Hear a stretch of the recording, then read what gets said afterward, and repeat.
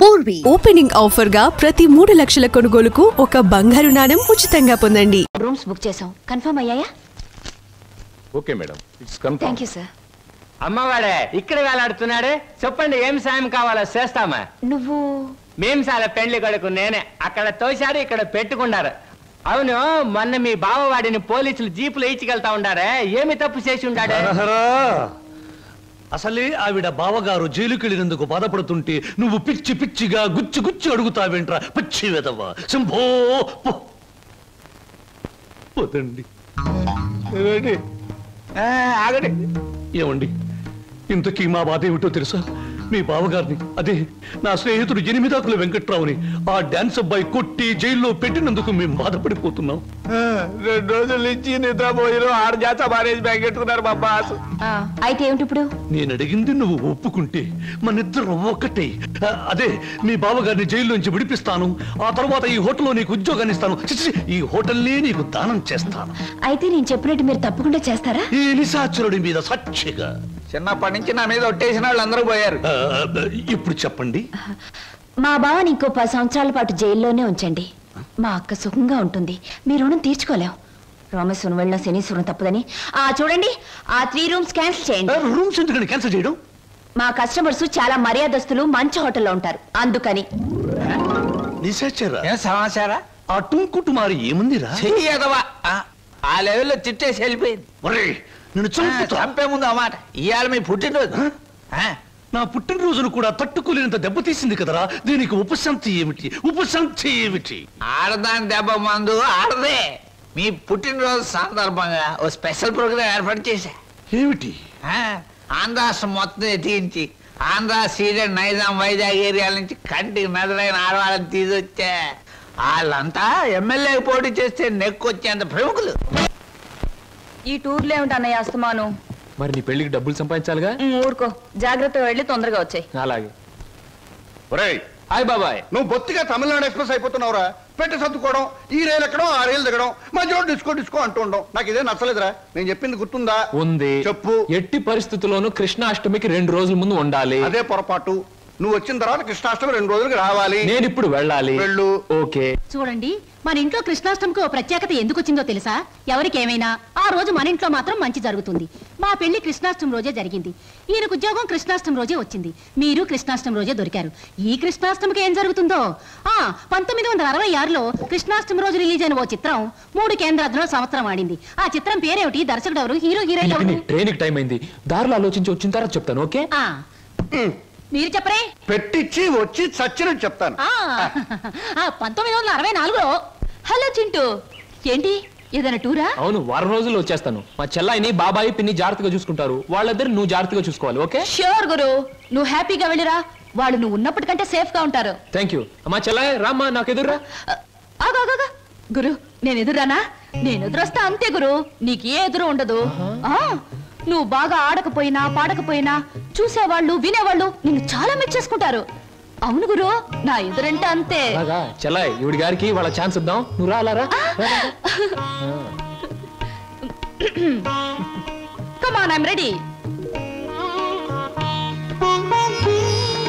Guru, wish all the best.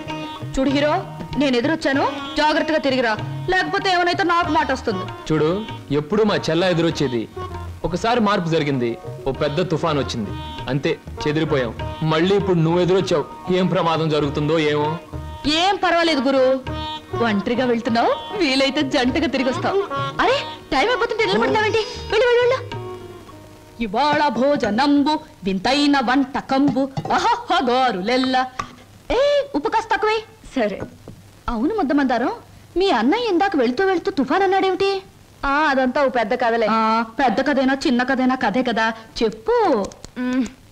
ఇది ఒకటి వెలిగి చావదు, అగ్గి పెట్టేస్తాను. నువ్వు ఇక్కడ పని చూసుకో, నేను తీసుకొస్తాను. ఎక్కడ అగ్గిపెట్టి? దేవుడి గదిలో ఫోటో దగ్గర ఉంది. నువ్వు పిండి కలుపు, నేను తీసుకొస్తాను. Hello, how are you? Fine. అగ్గిపెట్టి.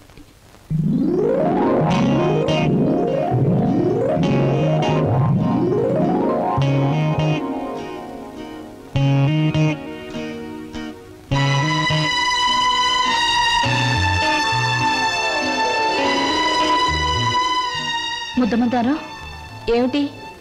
ఆ ఫోటో, ఆ టికెట్ ఏమిటి? అదా? అదంతా ఇప్పుడు ఎందుకులే, తర్వాత చెప్తాను. ఇప్పుడే చెప్పాలి ప్లీజ్. ఇందాక మా అన్నయ్య తుఫాన్ అని చెప్పాడే, దానికి సంబంధించిన గుర్తే ఆ టికెట్, ఆ ఫోటో. అంటే చిన్నప్పుడు మా అమ్మ నాన్న భూమి తాగదుల్లో చనిపోయారు. ఆ తర్వాత మా మావయ్య మమ్మల్ని పెంచుతానని చెప్పి ఆ తర్వాత మమ్మల్ని అమ్మేయటానికి ప్రయత్నించాడు. తర్వాత మా మావయ్యకు ఒక కూతురు ఉండేది, దాని పేరు సరోజ.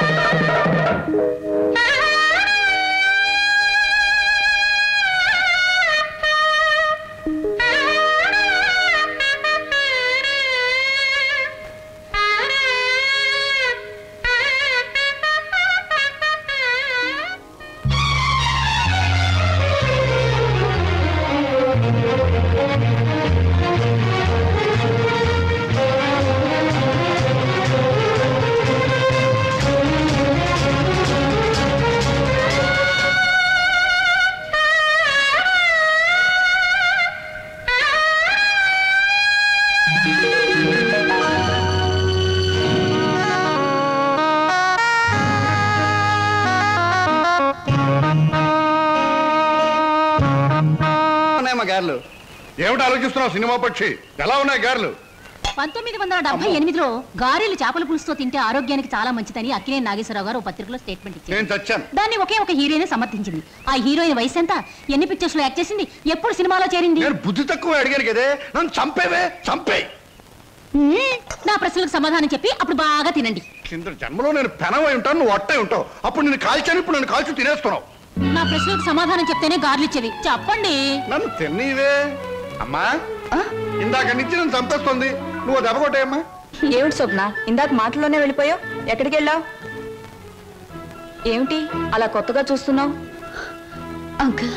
ఏంటమ్మా?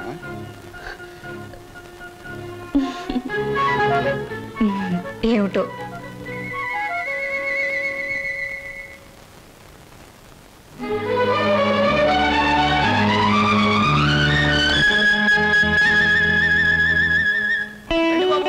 ఫోటో 3 రూపాయలు, ఫోటో 3 రూపాయలు, గంటలో డెలివరీ 3 రూపాయలు. గొంతు చించుకుని అరుస్తున్నాం కదా మా 3 రూపాయలని. ఒక్కరికైనా ఎంతేనా, ముగ్గురికైనా ఎంతేనా? ముగ్గురికైనా 30 మందికైనా. ఫోటో మారదు, ఫోటో సైజు మారదు, నా కేక మారదు. తీసుకుంటారా? రండి.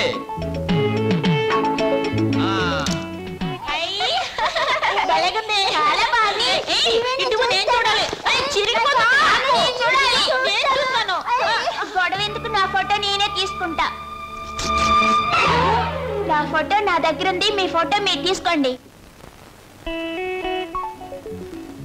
ఏమిటమ్మా స్వప్న, అంత ఆనందంగా ఉన్నావు? కళ ఏమైనా వచ్చిందా? ఇంతకాలం ఒకే లోటుతో నా గుండె బరువైపోయింది అంకల్. ఈ రోజు ఆనందంతో బరువై మాటలు రావడం లేదు. మీలాంటి మనిషితో అన్ని విషయాలు చెప్పుకుని గుండె తేలిక చేసుకుని బాధను తుడిచేసుకోవాలనుంది. చెప్పమ్మా. చింటూ, అదే మన శ్రీను. నేనింతకాలం ఎదురు చూస్తున్న నా బావే. ఆ టికెట్ నా కోసం కొన్నదే. అందులో చింపిన ఫోటో ఇదిగో.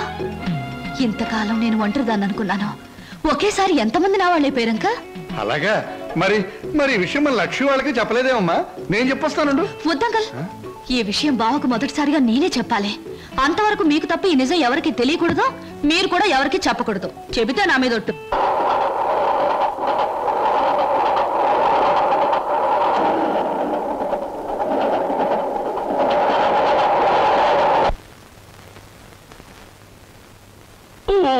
శుభ సాయంకాలం. ఈ సాయంకాలం నువ్వు ఇక్కడ ఉండడం నాకు చాలా థ్రిల్గా ఉంది. కరెక్ట్. మీకోసం ఎదురు చూస్తున్నాను. ముఖ్యమైన విషయం మీతో మాట్లాడాలి. ఈ నిశాచరుడు ఇక్కడ ఉండవచ్చా, ఉండకూడదా? ఎవరైనా ఉండొచ్చు, పర్వాలేదు. ఎలా? మనసు విప్పి మాట్లాడే దగ్గర, మూటలు విప్పి లెక్క పెట్టే దగ్గర, మూటలు కట్టి దాచే దగ్గర, మనసైన మగువ మగవాడితో గుసగుస రసరస బుసబుస ఊసులాడుకుని ఊగిపోయేటప్పుడు ఎవరూ ఉండకూడదని రసిక రాజశేఖర రాజమార్తాండ శ్రీ బొక్కలంబోదరం ఎప్పుడూ చెప్పారు.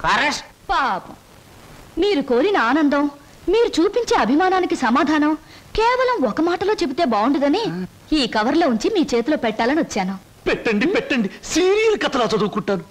ఇది చదివితే మీరు చాలా థ్రిల్ అయిపోతారు. అసలు నా కాబోయే భర్తతో వచ్చి ఇవ్వాలనుకున్నాను, కానీ ఆయన ఇంకా ఊరి నుంచి రాలేదు. ఉంచండి, వస్తాను. ఏమిటి సమస్య? లవ్ లెటరా? మీటింగ్ ఎక్కడ? కాదు, దెబ్బ కొట్టింది. ఇది దాని రాజీనామా. ఎగిరింది మన మీద రెట్ట వేసి తూన పికిలి పిట్ట. ఎక్కడికమ్మా? ఏమిటి హడావిడి? అంకుల్, బయటికి వెళ్లే వాళ్ళని ఎక్కడికి నడకూడదని మీరే నాకు చాలా సార్లు చెప్పారు. మరి మీరే చెప్పి మీరే అడిగితే ఎలా? టైం అయిపోయింది, ట్రైన్ వచ్చేస్తుంది, నేను ఇక్కడే ఉంటే ఎలా? మరి ఆగేవా? నువ్వెందుకమ్మా వెళ్ళడం? ట్రైన్ దిగి వాడే వచ్చేస్తాడుగా. మరి అందుకేగానే వెళ్ళేది. బావని రిసీవ్ చేసుకుని ఆశ్చర్యపోయేలా విషయం చెప్పేస్తాను, అంతే. బావ థ్రిల్ అయిపోతాడు. ఆ థ్రిల్లోనే బావని ఇంటికి తీసుకొస్తాను, చూడు. విడిపోయిన మమతలు కలవడం కన్నా థ్రిల్లే ఉంటుందమ్మా. అది నాకు థ్రిల్లే. నేను వస్తాను. ఎందుకమ్మా? ట్రైన్ వచ్చే వేళైంది. అదిగో 9 డౌన్. నువ్వు ఇలా వెళ్ళేసరికి వాడు ఏ ఆటోలో అలా దిగుతాడు. అప్పుడు నువ్వు నాకు థ్రిల్ ఎలా ఇస్తావమ్మా? వాడిస్తాడు మనకి థ్రిల్.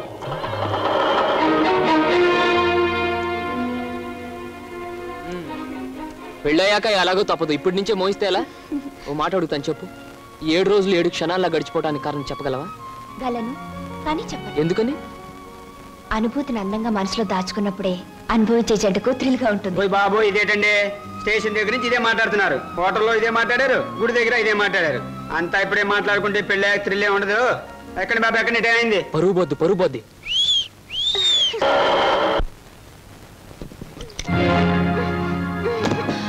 అక్క, ఏమిటిది? నువ్వు వెళ్ళిపో. నువ్వు ఇక్కడి నుంచి ఏం జరిగింది తర్వాత చెప్తాను. ముందు నువ్వు ఇక్కడి నుంచి వెళ్ళిపో.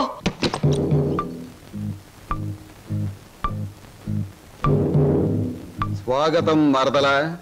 నన్ను జైలుకు పంపించి నీ ప్రియుడితో కొలవటానికి వెళ్ళావు. నీ కోసం వారం రోజులు చెదురు చూస్తున్నాను. ఏమిటి మాట్లాడేది? అర్థం కాలేదా? నేను తెచ్చిన సంబంధాలు ఎందుకు వద్దంటున్నావు?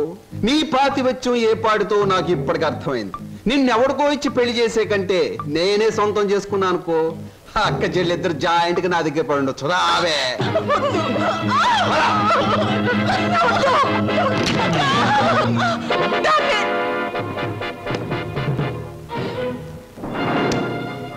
వదులు, నిన్నే వదులు.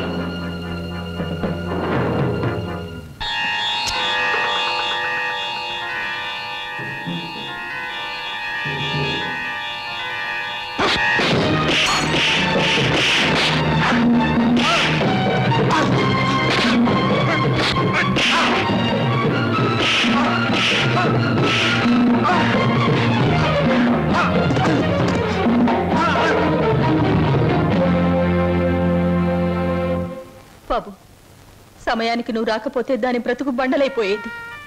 తాళి కట్టవలసిన నీ చేతులతోనే దానికి తలకురువి పెట్టవలసి వచ్చేది.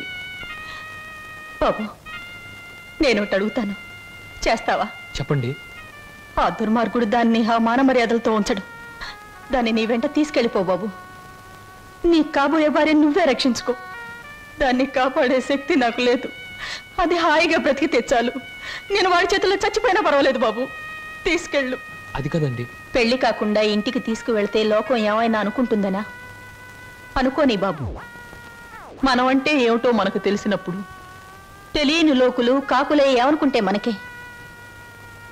తల్లి తండ్రి ఈ నీ కాళ్ళు కడిగి కన్యాదానం చేసి నీ చేతుల్లో పెట్టలేకపోయినా కనీసం ఈ రోజు నా చేతుల మీదుగా నీకు అప్పగించగలుగుతున్నాను.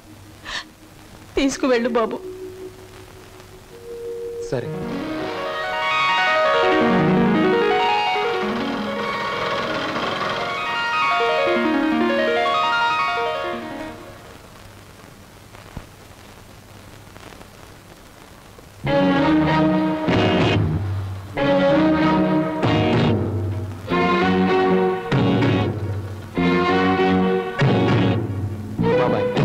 నుంచి ఈ అమ్మాయి మన ఇంట్లోనే ఉంటుంది.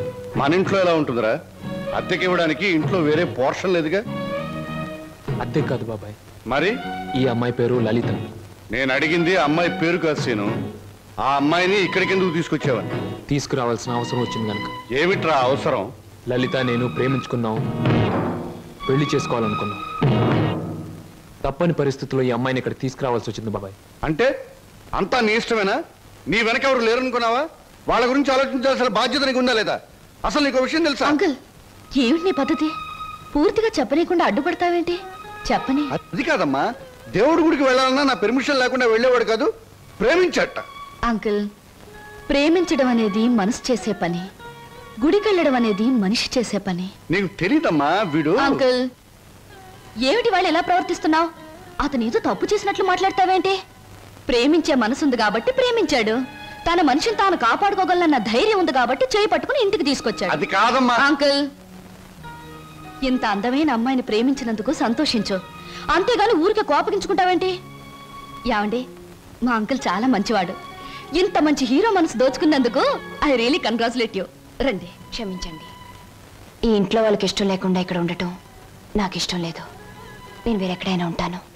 మీరు మమ్మల్ని అవమానిస్తున్నారా? అవమానిస్తున్నానా? లేకపోతే ఏమిటి? ఒక నిస్సహాయమైన ఆడది ఇంటికొస్తే ఆదరించకుండా బయటికి గింటేంత దుర్మార్గుడు అనుకున్నారా మా అంకుల్?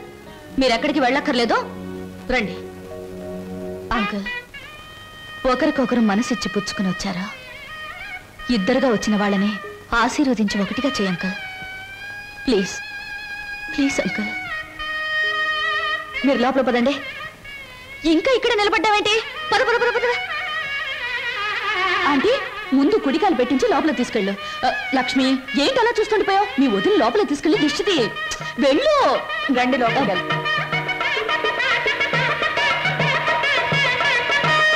ఏమిటమ్మా, ఏమిటి నువ్వు చేసింది? ఇప్పటికైనా చేయి దాటిపోలేదు. వాడికి నిజం చెప్పే, లేకపోతే నేను చెప్తాను. వద్దంక, ముందుగానే స్టేషన్కి వెళ్ళుంటే అక్కడే నిజం చెప్పేదాన్నేమో.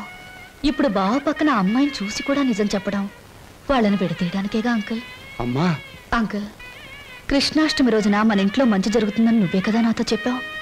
నాకు మంచి జరుగుతుందని నువ్వు అనుకున్నావు, బావకు మంచి జరుగుతుందని నేను అనుకున్నాను. నేను మరోసారి ట్రైన్ మిస్ అయ్యాను, అంతే. బాధపడకు అంకుల్, రేపు కృష్ణాష్టమి రోజు అదిరిపోవాలి. వస్తాను.